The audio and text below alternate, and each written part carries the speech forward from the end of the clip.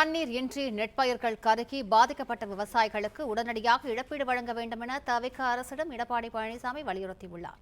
கூடுதல் விவரங்களை தருகிறார் செய்தியாளர் பிரகாஷ். இது தொடர்பான முழு விவரங்களையும் பதிவு பண்ணுங்க. காவிரியில் தண்ணீர் திறந்துவிடாத நிலையில ஆற்று பாசனத்தை நம்பி இருக்கக்கூடிய சுமார் 1.85 லட்சம் ஏக்கர் நிலத்தில் டெல்டா மாவட்ட விவசாயிகள் குறுவை சாகுபடி செய்யாமல் பாதிக்கப்பட்டிருக்கிறாங்க. கிணறு மற்றும் ஆழ்துளை கிணறுகளை பயன்படுத்தி டெல்டா மாவட்ட விவசாயிகள் இந்த ஆண்டு குறுவை சாகுபடி மேற்கொண்டனர். 1 ஏக்கர் நிலத்தில் நெற்பயிர் சாகுபடி செய்வதற்கு உடல் உழைப்போடு சுமார் 25,000 ரூபாய் விவசாயிகளுக்கு செலவாகி இருக்கிறது.